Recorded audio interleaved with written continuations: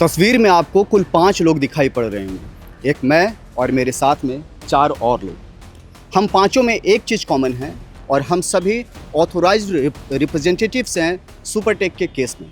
मामला supreme court में है और लड़ाई कॉरपोरेट की हो रही है। यहाँ 2 पक्ष सामने में आया है सुप्रीम कोर्ट में, एक है एनबीसीसी और दूसरा है एपेक्स। बात वहीं से शुरू करते हैं। वाई एपेक्स और एनबीसीसी की लड़ाई इतनी ज़्यादा क्यों हो रही है? सर ये एपेक्स तो बेचारा बीच में फंस गया है। ये लड़ाई तो होम बायर्स और सुपरटेक की है। एनबीसीसी होम बायर्स की तरफ से रेजोल्यूशन लेकर आया है और उस रेजोल्यूशन पे सारे होम बायर्स का एक मत है कि वो ही हमारे लिए एक अच्छा रेजोल्यूशन है। और 10-15 साल से जो हमारी तपस्या चल रही है और जो हमारे खून पसीने के से लड़ाई चल रही है सुपरटेक की, वो ही हमें निजात दिला सकता है। इस बीच में सुपरटेक की चाल है कि वो हमें हमारा जो ड्रीम होम है वो जितना लेट हो सके करता जाए और उसी का ये काम है कि वो तरह तरह के तरीके लंपलाता है। और एपेक्स भी उसी का ही एक प्यादा है जो हमारे बीच में आ रहा है, एनबीसीसी और होम बायर्स के बीच में। एपेक्स प्यादा है, साफ साफ गुलशन जी ने कहा कि एपेक्स जो है सुपरटेक का ही एक प्यादा है। लेकिन लड़ाई देश की सबसे बड़ी अदालत सुप्रीम कोर्ट में हो रही है। आपको क्या लगता है कि इतनी बड़ी लड़ाई के बाद भी होम बायर्स को न्याय मिलेगा? देखिए, सुप्रीम कोर्ट से हम लोगों को बड़ा उम्मीद है कि अगर कुछ कर सकते तो सुप्रीम कोर्ट ही हमारे लिए कर सकते हैं, ये उम्मीद तो है। लेकिन इतना लेंदी प्रोसेस होता है कि हम ऐसे तो 10 साल 15 साल से हम ऐसे ही लटके हुए, किसी का घर नहीं मिला, वो ईएमआई भी दे रहा है, रेंटल भी पे कर रहा है। बच्चे छोटे छोटे थे जब घर बुकिंग किया था, आज बच्चे बड़े हो गए लेकिन घर की उम्मीद कहीं पे दिखाई नहीं दे रहा है कि कब ये एग्जीक्यूट करेंगे, कब बनना शुरू होगा, कब कंप्लीट करके प्रोजेक्ट मिलेगा, तब तक हम रहेंगे कि नहीं रहेंगे। ये बड़ा सस्पिशियस है ये सब चीज़ में और इतना लेंदी होते जा रहा है। जब लोअर कोर्ट में एनसीएलटी कोर्ट में जजमेंट आया हुआ है एनबीसीसी की फेवर में, उसको सुप्रीम कोर्ट में चैलेंज किया हुआ है और सुप्रीम कोर्ट में भी हम उम्मीद कर रहे हैं कि बहुत जल्दी इसका निपटारा हो, सही जजमेंट आए और प्रोजेक्ट एग्जीक्यूट हो जाए बहुत जल्दी, ताकि 3 या 4 साल के अंदर अंदर हम लोगों को घर मिल जाए एटलीस्ट। लड़ाई सुप्रीम कोर्ट में है और एक शब्द इन्होंने मजूमदार साहब ने कहा कि उम्मीद की जो किरण है, ये उम्मीद बहुत बड़ा शब्द है। जब देश गुलाम था तब भी लोगों को उम्मीद थी कि एक दिन आज़ाद होगा, आज़ादी मिली, लेकिन कई लोग कहते हैं कि वो आज़ादी मिली नहीं जिसकी उनकी चाहत थी। आज भी आप कह रहे हैं कि वो एक उम्मीद है। और क्या आपको लग रहा है कि वो उम्मीद जब एनबीसीसी या एपेक्स को किसी को भी काम मिलता है तो आपको आपका घर मिलेगा? सर, हमें सुप्रीम कोर्ट से बिल्कुल उम्मीद है, क्योंकि सुप्रीम कोर्ट भी देख रहा है इतने समय से जो सुपरटेक की कारस्तानियाँ हैं। जैसे पहले ट्विन टावर का एग्जांपल आया, सुप्रीम कोर्ट के अंदर सुप्रीम कोर्ट ने फैसला दिया था ट्विन टावर का भी, और भी ऐसे बहुत से केसेस हैं जो सुपरटेक के अगेंस्ट फाइल हुए हैं। हर थाने में एफआईआर दर्ज है, न्याय प्रणाली है, कानूनी व्यवस्था है, मगर उसने सबको धत्ता बताते हुए अपना जो जैसी मनमानी उसने करनी थी वो की है। मगर अब ऊंट पहाड़ के नीचे आया हुआ, सुप्रीम कोर्ट की नज़र पैनी नज़र सुपरटेक के ऊपर है और वो उसका जो है संज्ञान बिल्कुल लेगी। और हमें उम्मीद नहीं, हमें 500% कॉन्फिडेंस है। एक उम्मीद होती है, हमें विश्वास है, उम्मीद नहीं है। हमें विश्वास है कि सुपरटेक के खिलाफ सुप्रीम कोर्ट एक अच्छा ऑर्डर लेकर आएगा और ये एनबीसीसी को ही अवार्ड करेगा, क्योंकि एनबीसीसी एक सरकारी संस्था है, एक नवरत्न उसको एक अवार्ड मिला हुआ है जो कि एक होम बायर का घर बनाने में वो पूरी तरह से सक्षम है। कहते हैं कि तेरे दर्द दिल की दवा हम करेंगे, न कुछ कर सके तो दुआ हम करेंगे। यहाँ न दवा काम आ रही है, न दुआ काम आ रही है। तमाम लोग परेशान हैं, अलग अलग आप सोसाइटी से आते हैं। आपको लग रहा है कि अब आखिरकार क्या विकल्प आपके पास बचता है? लेकिन नीरज जी, यहाँ तो ना तो दवा दे रहा है सुपरटेक, ना ही दुआ दे रहा है, बल्कि ज़ख्म पे ज़ख्म दिए जा रहा है। डिले टेक्निक्स को अपना के 2.5 साल में कोई अपने ये प्लान नहीं लेकर आया। जब सुपरटेक का CIRP प्रोसेस चल रहा था, उसके बाद जब रेजोल्यूशन आया, उसके बाद ये इन्होंने डिलेड अब यहाँ पे सुप्रीम कोर्ट में अपना एक अपील फाइल कर लिया कि हम लोग बेटर प्रपोजल है हमारे पास। अब जब ये प्रपोजल इन्होंने सबमिट किया है, उसमें आपको डेफिशिएंसीज नज़र आई होंगी कई सारी। अगर आप इसको वापस सर्कल बैक करके देखें रूट कॉज, जब ग्रेटर नोएडा अथॉरिटी ने लैंड अलॉट करी थी बिल्डर्स को, तो यही प्रॉब्लम हुई थी जो आज रिक्रिएट करने की कोशिश की जा रही है सुपरटेक से। क्योंकि उस टाइम अथॉरिटीज़ ने बिल्डर्स की बिना फाइनेंशियल कैपेबिलिटीज़ और ऑपरेशनल एफिशिएंसीज़ को देखते हुए छोटे छोटे बिल्डर्स को बड़े बड़े लैंड पार्सल अलॉट किए थे और उसका नतीजा आज हम देख रहे हैं कि वो डेवलप नहीं कर पाए और सारे होम बायर्स स्टक हो गए हैं। आज वही चीज़ रिक्रिएट करने की कोशिश की जा रही है सुपरटेक और एपेक्स के द्वारा कि एपेक्स की जिसकी कैपेबिलिटी नहीं है उसको छोटे से बिल्डर को एक बहुत बड़ा प्रोजेक्ट दोबारा से रिक्रिएट करके अगले 10 साल के लिए और लटका दिया जाए। तो ये चाहते हैं जो Noida authorities, greater Noida authorities ने गलतियाँ करी हैं वही गलतियाँ सुप्रीम कोर्ट भी करे दोबारा से कि छोटे से प्रोजेक्ट को, छोटे से बिल्डर को बड़ा प्रोजेक्ट दोबारा से अवॉर्ड करके, जो कि नहीं होने वाला। सुप्रीम कोर्ट की पैनी नज़र है, जैसा चेतन जी ने भी कहा, और एक we have full trust in the Indian judicial system. Supreme court इसका संज्ञान लेंगे और बड़ी बारीकी से एनालाइज करके इसको एनबीसीसी को ही अवॉर्ड करेंगे। हम पूरे बायर्स, ऑल एआर्स कंप्लीटली इन वन से we are saying we are with NBCC and we have trust कि एनबीसीसी ही इसको डेवलप कर सकता है। एपेक्स के पास ना वो फाइनेंशियल कैपेबिलिटी ना ऑपरेशनल कैपेबिलिटी है। अगर उनके पास 10,000 करोड़ 15,000 करोड़ का इन्वेस्टमेंट करने की कैपेबिलिटी है तो अपना खुद का ग्रुप क्यों नहीं एक्सपेंड करते हैं? Why they are just come trying to resurrect a dead horse? तो ये भी एक क्वेश्चन वाली बात है। एक बड़ा सवाल, हमारे साथ एक वकील भी हैं और ऑथोराइज्ड रिप्रेजेंटेटिव्स भी हैं। किस सोसाइटी से आप बिलोंग करते हैं? मैं सुपरटेक इको सिटी से हूँ। इको सिटी से हैं। यादव जी, एक बात बताएं, अभी इन्होंने कहा कि कैपेबिलिटीज़ नहीं है, क्या एनबीसीसी के पास कोई प्लान है कि वो पैसा कहाँ से लेकर के आ रहा है? कोई प्रपोजल उसने दिया है आप? जी देखिए, एनबीसीसी का एक बड़ा अच्छा प्रपोज़ल हमारे पास है और सबसे बड़ी सोचने वाली ये बात है कि ये मामला लगभग 15 साल से अटका हुआ है। होम बायर्स को पिछले 15 साल से मकान नहीं मिले। जो हमारी कानून प्रक्रिया में जो लूप होल्स है उनका लगातार सुपरटेक ने फ़ायदा उठाया है।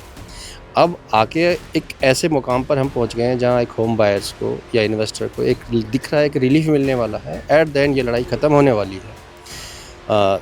मामला सुप्रीम कोर्ट में है और जल्दी ही इसका फैसला भी आएगा। सवाल ये था कि प्रपोजल को लेकर के मैं जानना चाह रहा था, ताकि जितने भी होम बायर्स आपके साथ कनेक्टेड हैं उनको पता हो सके कि एनबीसीसी के आखिरकार प्रपोजल में क्या सब चीज़ें हैं जो होम बायर्स के सपनों को पूरा करने के लिए। मैं वहीं आ रहा था। सुपरटेक लगातार जो कानूनी दाव पेच करके उनकी खामियों का फ़ायदा उठाता आ रहा है, अब उन पर एक ब्रेक लगने वाला है। क्योंकि जो होम बायर्स के पास अब एक जो ऑप्शन मिला है वो एक इतने बड़े मजबूत रूप में है, जैसे कि एनबीसीसी के रूप में हमारे सामने आया है। इसमें अगर हम कंपैरिजन करते हैं जो दूसरे प्रपोजल आए हैं उसके मुकाबले, तो इसमें सबसे जो मुख्य बात यह है कि यह एक सरकारी कंपनी है जिसमें हम मान के चलते हैं कि भ्रष्टाचार ना के बराबर है। जिस भ्रष्टाचार जो क्या है कि हम बड़ी बड़ी बातें कह रहे हैं, भ्रष्टाचार है नहीं, वो एक अलग सेकेंडरी सब्जेक्ट है। मैं प्रपोजल पर बात करना चाह रहा हूँ। आप में से कोई बता सकते हैं कि उसके प्रपोजल में क्या बातें हैं? मैं वहीं पर आ रहे थे। देखिए, इस प्रपोजल में जिन लोगों की रजिस्ट्रियाँ नहीं हुई हैं उनकी भी प्लानिंग है।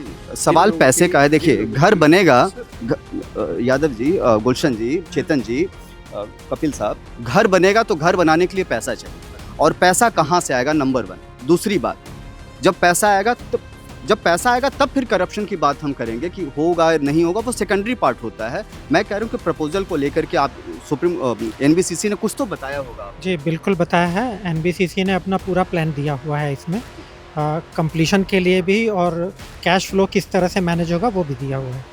इनिशियल आपने जैसे कहा कुछ पैसा पहले पॉकेट से लगाना पड़ेगा, और उन्होंने 100 करोड़ की जो प्रपोजल दी थी उसके लिए उन्होंने बैंक से सपोर्ट लेटर उनके पास में है। ग्रेट, ये अच्छी बात। 100 करोड़ रुपए का अरेंज करना इनिशियल फंड कोई बहुत बड़ी बात नहीं है एनबीसीसी के लिए। वो अपनी पॉकेट से भी कर सकते हैं, ये हमारा पूरा विश्वास है। क्योंकि इनिशियल यदि किसी होम बायर से मांगेंगे तो वो उतने माइंड सेटअप में नहीं है कि वो किसी को भी पैसा दे दे, क्योंकि वो पहले ही जले हुए बैठे हैं।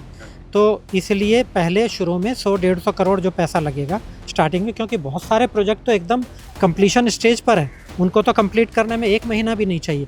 जैसे ही वो कंप्लीट होंगे, उनकी रजिस्ट्री शुरू होगी, उनकी रीसेल शुरू होगी, तो लोगों में कॉन्फिडेंस डेवलप होगा, मार्केट में कॉन्फिडेंस आएगा, लोग आगे आएंगे उसको खरीदने के लिए और पैसा देने के लिए। तो ये फ्लो बनाना है। और सबसे बड़ी बात, सरकारी कंपनी होने की वजह से मार्केट में भी और एग्जिस्टिंग होम बायर्स में भी कॉन्फिडेंस बहुत है। यदि वो मांगेंगे तो लोग पैसे देने को तैयार हो जाएंगे, जिनका पैसा अभी बचा हुआ है, जिन्होंने पूरा पेमेंट। एनबीसीसी एक ब्रांड है और उस ब्रांड के पीछे सरकार की मुहर है, जिसको लेकर के तमाम होम बायर्स जो हैं वो सबसे ज़्यादा आश्वस्त दिखते हैं।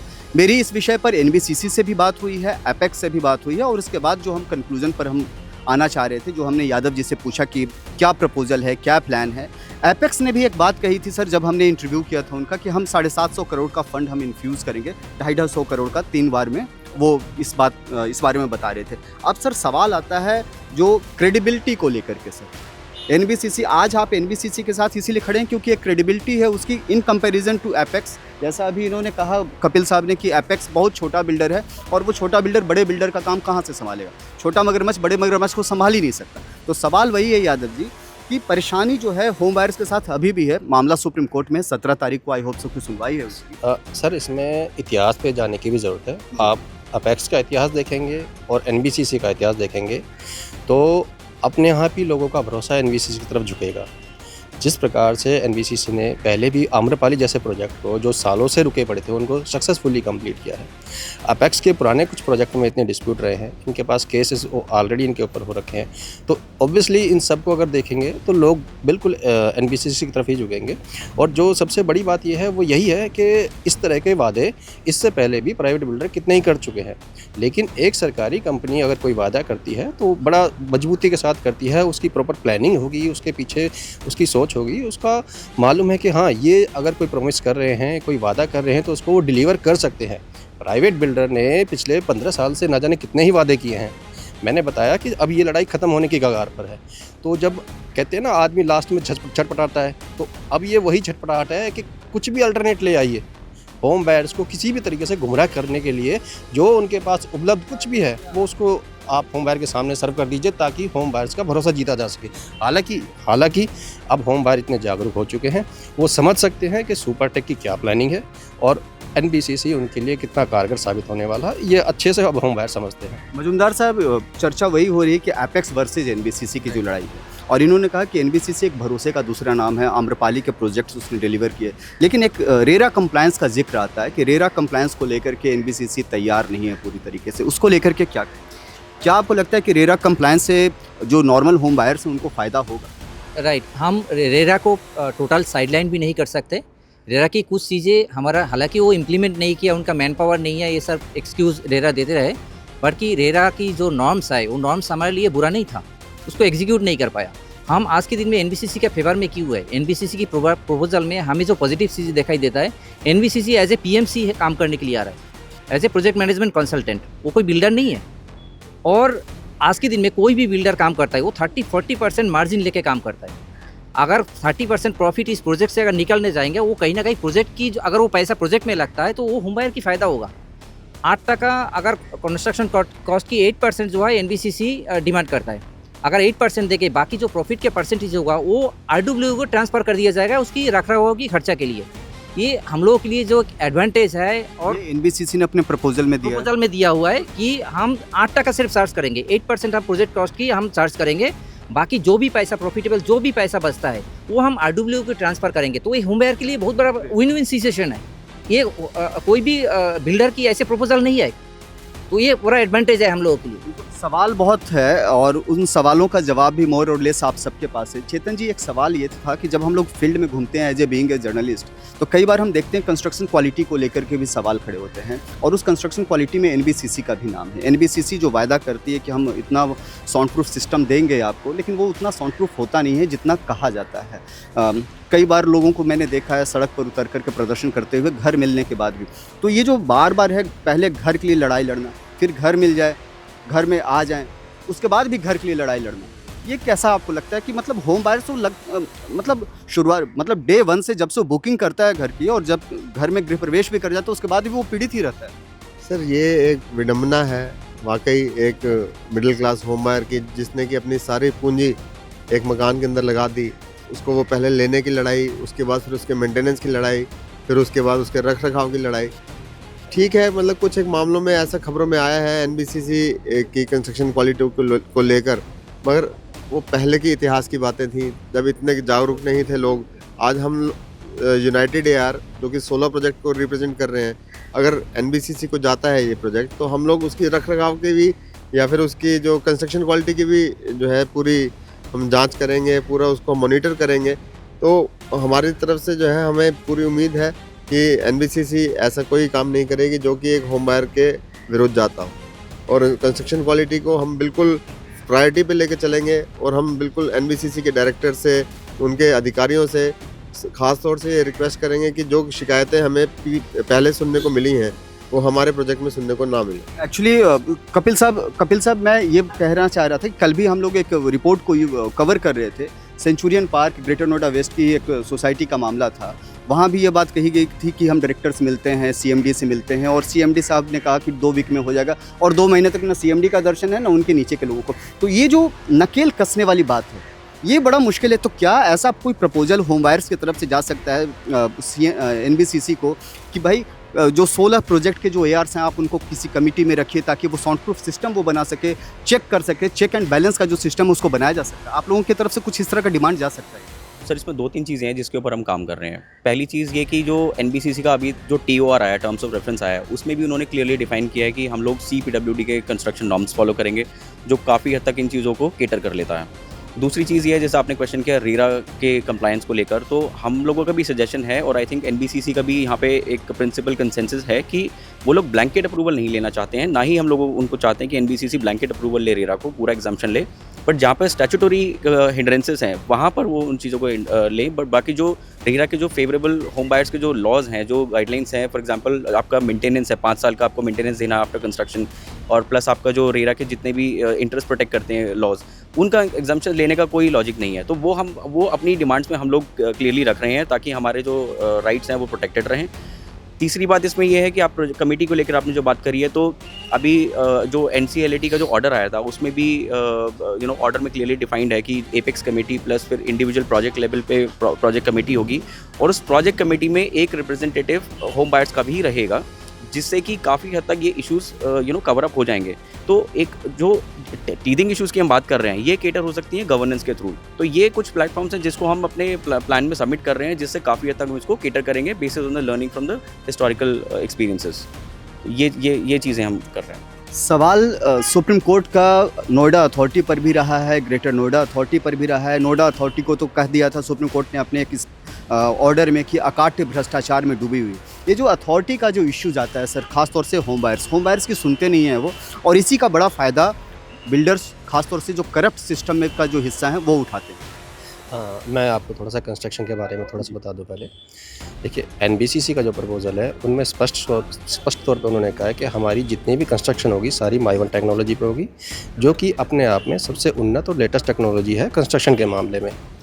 अगर बात की जाए सुपरटेक की कंस्ट्रक्शन के बारे में, मेरे खुद के प्रोजेक्ट में, मैं सुपरटेक इकोसिटी से आता हूँ, हमारे यहाँ पे जो ओपन पार्किंग है, लोगों ने वहाँ पे लोहे की शेड डाली हुई है, सिर्फ इसलिए क्योंकि उनको ये डर है कि ना जाने कब ऊपर से प्लास्टर गिर के उनकी गाड़ी डैमेज कर दे, क्योंकि इस प्रकार की घटनाएं पहले हमारी सोसाइटी में ऑलरेडी हो चुकी हैं। अब समस्या ये आती है कि इसका रखरखाव कौन कर रहा है। सुपरटेक ने ही एक अपनी कंपनी बना दी वाईजी स्टेट के नाम से, अपने प्रोजेक्ट का रखरखाव उन्होंने उन्हीं को दे दिया। अब उनका मकसद सोसाइटी को मेंटेन करना नहीं है, उनका मकसद सिर्फ प्रॉफिट अर्न करना है। तो आज मैं रोकूंगा आपको सर। क्या है कि इलाहाबाद हाई कोर्ट का एक वर्डिक्ट है, उस वर्डिक्ट में कहा गया कि अगर 33% ऑक्यूपेंसी हो जाती है तो अपार्टमेंट ओनर एसोसिएशंस का गठन भी होगा और जिम्मेदारी भी उनकी रहेगी। तो क्यों नहीं इको सिटी में इस तरह की चीज़ों पर काम हो रहा है? सुपरटेक इको सिटी में 2022 में इलेक्शन हुए, एओए का गठन हुआ, प्रेसिडेंट साहब हमारे बनाए गए, और एओए को हैंडओवर के लिए जितने भी प्रयास करने थे उन्होंने लगभग सभी किए। सुपरटेक को नोएडा अथॉरिटी से डायरेक्शन मिल चुकी है, इसके अलावा सिविल कोर्ट से डायरेक्शन मिल चुकी है, लेकिन जब भी इस प्रकार के प्रयास किए जा रहे हैं, सुपरटेक ने जो वाईजी अपनी एक कंपनी बनाई है, वो कुछ इस तरह के गुंडे उन लोगों ने पाले हुए हैं कि जब भी ऐसे हैंडओवर के प्रयास किए जाते हैं वो तो फोर्सफुली। तो आपको लगता है कि पुलिस सपोर्ट आपको नहीं मिल रहा? मैं बता, इस विषय में पुलिस में भी कंप्लेंट की जा चुकी हैं, लेकिन कंप्लेंट नहीं छोड़िए, आप एफआईआर भी इसके ऊपर हो रखी हैं। 6 महीने हो गए एफआईआर को, लेकिन अभी भी उनके ऊपर कोई प्रगति नहीं हुई है। तो कहीं ना कहीं ऐसा लगता है कि ये पूरा सिस्टम सुपरटेक और वाईजी स्टेट के सामने बड़ा लचर साबित हो रहा है। इसमें ध्यान देने वाली ज़रूर ये बात है कि जो व्यक्ति अपने रोल को ठीक से नहीं निभा रहा है, अगर कोई भी व्यक्ति, सरकारी व्यक्ति अपनी जिम्मेदारी को पूरी तरह से निभाता, तो शायद 2 साल पहले, 3 साल पहले ही जहां इलेक्शन हो चुके हैं वहां एओए गठन हो चुका है, वहां अब तक वाईजी को बाहर करके प्रॉपर्टी की जितनी भी देखभाल रखरखाव की जिम्मेदारी है वो एओए के पास आ चुकी होती है। एक सवाल यादव जी, एक सवाल आप पर भी उठता है। अगर हम सिस्टम की बात करते हैं, आपने कहा 2022 में चुनाव हुए थे, 2025 में खड़े हैं। एज पर लॉ हर साल चुनाव होने चाहिए, फिर चुनाव क्यों नहीं होते आप? देखिए, हर साल नहीं, 2 साल अगर इसको एक्सटेंड किया जाए तो, लेकिन एक्ट कहता है कि हर साल चुनाव होना चाहिए और एक व्यक्ति एक पद पर 2 साल से ज़्यादा नहीं रह सकता। मैं उसी पर आया था, कोई बात नहीं। आप बिल्कुल तो आप बिल्कुल सही करें, आप बिल्कुल सही करें, लेकिन हमें ये देखना पड़ेगा हम लड़ किसके विरुद्ध रहे हैं। ऐसा नहीं है कि सिर्फ नोएडा अथॉरिटी या और दूसरे डिपार्टमेंट ही वाईजी के इन्फ्लुएंस में है।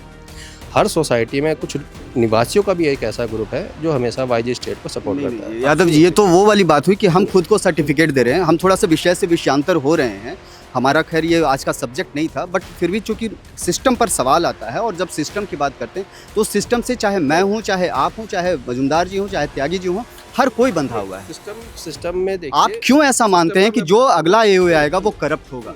यहाँ तो आप सिस्टम की बात कर रहे हैं, आपको एक आइडिया होगा जब ये लैंड पॉलिसी इन लोगों ने बनाई थी नोएडा अथॉरिटी ने, तो इनका यही नियम था कि आप 10% अमाउंट पे कीजिए, बाकी आप इंस्टॉलमेंट में दे दीजिए। सबसे बड़ा भ्रष्टाचार यहीं से शुरू हुआ। वो तो हमने अभी चर्चा में भी कहा कि नोएडा अथॉरिटी और ग्रेटर नोएडा अथॉरिटी पर सुप्रीम कोर्ट की टिप्पणी है। हाँ, तो नहीं, हम लोग भी इस चीज़ को उठा चुके हैं। देखिए, लैंड पॉलिसी अलॉट करने वाली नोएडा अथॉरिटी थी, उनके साथ जो टर्म्स डिसाइड की हैं वो नोएडा अथॉरिटी ने डिसाइड की है। अगर रिकवरी करने में किसी का फेलियर है तो नोएडा अथॉरिटी का है, लेकिन इसकी सज़ा एक आम होम बायर्स को मिल रही है उसकी रजिस्ट्रियाँ रोककर। इसमें इस पूरे प्रोसेस में मुझे अब तक समझ नहीं आया कि होम बायर का क्या फॉल्ट है। इवन ऐसे प्रोजेक्ट, ऐसी सोसाइटी और ऐसे टावर जिनकी ओसी और सीसी भी आ चुकी है, यानी कि नोएडा अथॉरिटी मानती है कि ये टावर पूरी तरह डिलीवर्ड है रहने के लिए, तब उनको उन प्रोजेक्ट की, उन टावर की रजिस्ट्री करने में क्या समस्या है? होम बायर्स एक बिना अपराध किए सज़ा पा रहे हैं। क्यों? क्योंकि ये अपराध नोएडा अथॉरिटी द्वारा किया गया है, जिसको हमेशा दबाने की कोशिश की गई है, छुपाने की कोशिश की गई है। पूरा मामला, पूरा मैं जो समझ पा रहा हूँ जो चर्चा के बीच में, कि पूरा मामला पैसों को लेन देन लेकर के है। एक कॉरपोरेट वॉर जो सुप्रीम कोर्ट में हो रहा है, और एक बड़ी छोटी सी लड़ाई जो होम बायर्स लड़ रहे हैं अपने बलबूते बड़ी मुश्किल से, क्योंकि अपना हार्ड अर्न मनी आपने पहले तो घर बनाने में लगा दिया, अब लड़ाई है उस घर को किसी तरीके से पाले, तो पैसा भी दे दिया, उसके बाद भी लड़ाई जारी है। दर्द कितना ज़्यादा है? दर्द मैं कहूँ तो कहना बहुत मुश्किल है, कहना बहुत मुश्किल है। आप इस दर्द को ये समझिए कितने लोगों का दर्द है इसमें। एक का दर्द नहीं है, एक का दर्द हो तो सह सकते हैं इसमें, और एक फैमिली में यदि 4 मेंबर मानें और 50,000 फ्लैट इसमें इन्वॉल्व हैं, 40,000, तो आप देखिए कितने लोग इन्वॉल्व हैं। मोर देन 1 लाख लोगों की बद्दुआएँ उनको लगेंगी। जैसा आपने कहा कि ये असली मामला भ्रष्टाचार का है, पैसा ही जड़ है इस सब चीज़ों की, और भ्रष्टाचार इस अंदर तक है कि अकेला होम बायर्स तो बेचारा कहीं कुछ है ही नहीं। ये तो हम लोग इकट्ठे हो गए हैं तब भी, तो भी आप हमारा इंटरव्यू ले रहे हैं। अकेले होते तो कोई पूछता भी नहीं है, और अभी तक 10 साल तक यही होता रहा। हम अकेले थे, किसी को बात कह नहीं सकते थे, कोई पूछता भी नहीं था, और हम कहाँ जाएं किसी को पता भी नहीं था। अब ऊपर वाले की दया से या कुछ भी कहें, हम इकट्ठे हो गए हैं और हमारी बात सुनी जा रही है। NCLT ने भी 6 महीने के अंदर, जब हम इकट्ठे हुए, 6 महीने के अंदर एक ऑर्डर दे दिया। पहले वहाँ से भी ऑर्डर नहीं था, अभी सुप्रीम कोर्ट में केस चला गया है। सुप्रीम कोर्ट से भी हमें यही उम्मीद है, और ये हमारी एक कहना चाहिए ताकत है। उसको देखते हुए सुप्रीम कोर्ट हमें निगलेक्ट नहीं कर सकता, और न्याय की भी यही मांग है कि इसमें जो सबसे बड़ा बेचारा सफरर है, और बगैर जैसा यादव जी ने कहा, बगैर कोई मतलब क्राइम किए हुए उसको सज़ा मिल रही है, उसके लिए सुप्रीम कोर्ट से हमें बहुत बहुत उम्मीदें हैं, और जल्दी ही हमारी इन मुद्दों पे हमें कुछ सहायता मिलेगी। बचपन में एक कहानी पढ़ी थी कि शिकारी आएगा दाना डालेगा, वो दाना कौन डालता है हम सबको पता है, लिहाजा हमें उस दाना को चुगने से बचना है। हमें अपने अधिकार को लेकर के जागृत होने की ज़रूरत है, और ज़रूरत इस बात की है कि हम अपनी लड़ाई मुकम्मल आवाज़ में नेक्स्ट लेवल पर जाकर के लड़ सकें। इसके लिए ये जो ARs हैं, इन सबको, उन तमाम होम बायर्स की आवाज़ की ज़रूरत है जो इनके पीछे खड़े हैं। आप देख रहे हैं ONOG न्यूज़। अगर आपके पास भी है कोई सवाल, कोई सुझाव, तो आप हमें ज़रूर लिख भेजिएगा। तब तक के देखते रहिए ONOG न्यूज़।